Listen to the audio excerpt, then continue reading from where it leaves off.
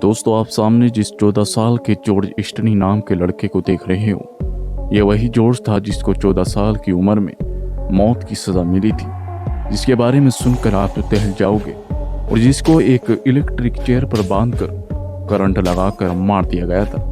तो आखिर इस लड़के ने ऐसा क्या जुर्म किया था जिस कारण अमेरिकन पुलिस को इस बच्चे को इस तरह से मारना पड़ा था।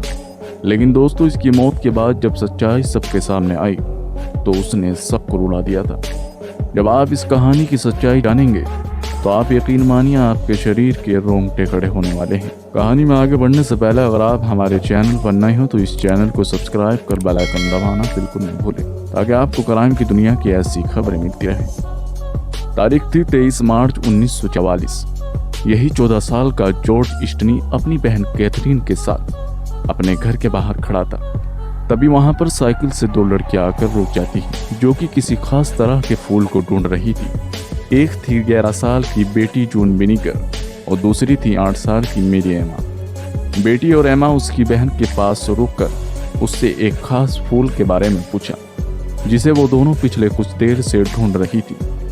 तभी जॉर्ज उन लड़कियों से कहता है कि हाँ, मैंने वो फूल देखे हैं, चलो मैं तुम्हें बताता हूँ। जॉर्ज उन लड़कियों की मदद के लिए उन्हें रेलवे ट्रैक पर ले जाता है और इसके बाद जॉर्ज अपने घर आ जाता है।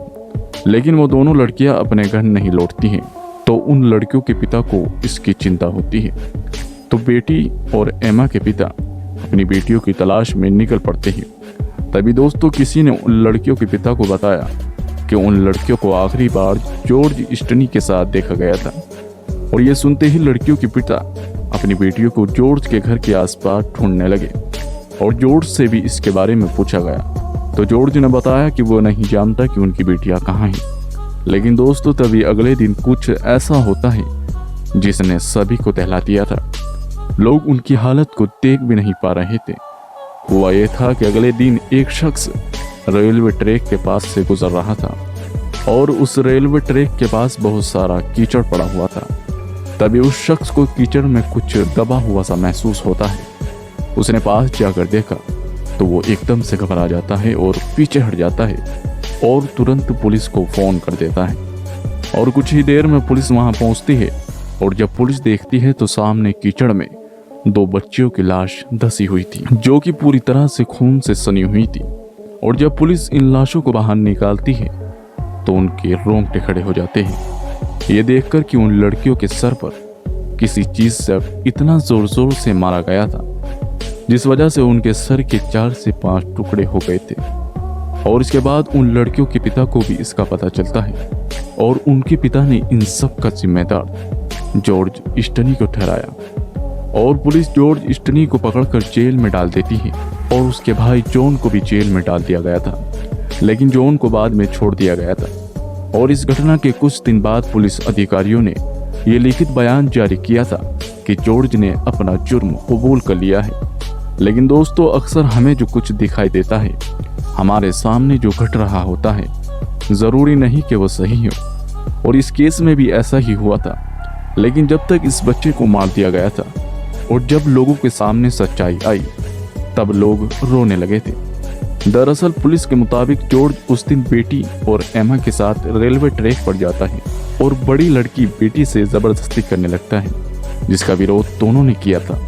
लेकिन जॉर्ज ने दोनों को पास में पड़ी एक लोहे की रोड से मारकर उनके सर के 4 से 5 टुकड़े कर दिए।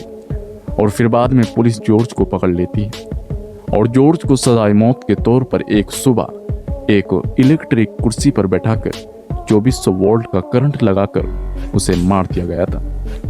और कहा जाता है कि इस बच्चे की हाइट इतनी नहीं थी कि वो कुर्सी पर पूरा आ सके, तो उसको सही से करंट लगाने के लिए उस कुर्सी पर किताबें रखकर उसके ऊपर उसको बिठाया गया और एक करंट का झटका लगाकर उसे कुछ ही सेकंड में मार दिया गया था।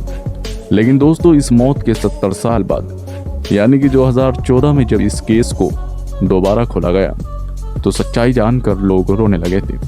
दरअसल 2014 में इस केस की दोबारा से तहकीकात की जाती है तो लोगों के सामने जो बात आती है उसमें रंगभेद को साफ देखा जा सकता था। सच्चाई आई कि उस लिखित कबूलनामे में जॉर्ज के कहीं पर भी हस्ताक्षर नहीं थे और उसकी बहन कैथरीन के बयान भी नहीं लिए गए थे। और इस केस में एक बात और सामने आई कि जॉर्ज ने स्पष्ट रूप से बयान नहीं दिया था कि उसने ही दोनों का खून किया है। और ये बात भी सामने आई कि उस समय रंगभेद इतना ज़्यादा था कि इस काले रंग वाले बच्चे को 3 महीने सबसे अलग रखा गया था और किसी को भी इससे मिलने नहीं दिया गया था। बाद में अमेरिका में यह माना गया कि इस बच्चे के साथ अन्याय हुआ है और इतिहास के पन्नों में 1945 के उस दिन काला अध्याय लिखा गया था, जिस दिन इस बच्चे को 2400 वोल्ट का करंट का झटका देकर मार दिया गया था। तो दोस्तों, ये थी आज की हमारी एक सच्ची कहानी। आप इस कहानी के बारे में कमेंट बॉक्स में अपने विचार ज़रूर लिखिएगा और इस वीडियो को लाइक और चैनल को सब्सक्राइब ज़रूर कीजिएगा। मिलता हूँ अगली एक नई कहानी के साथ, तब तक के लिए अपना ख्याल रखिएगा। धन्यवाद।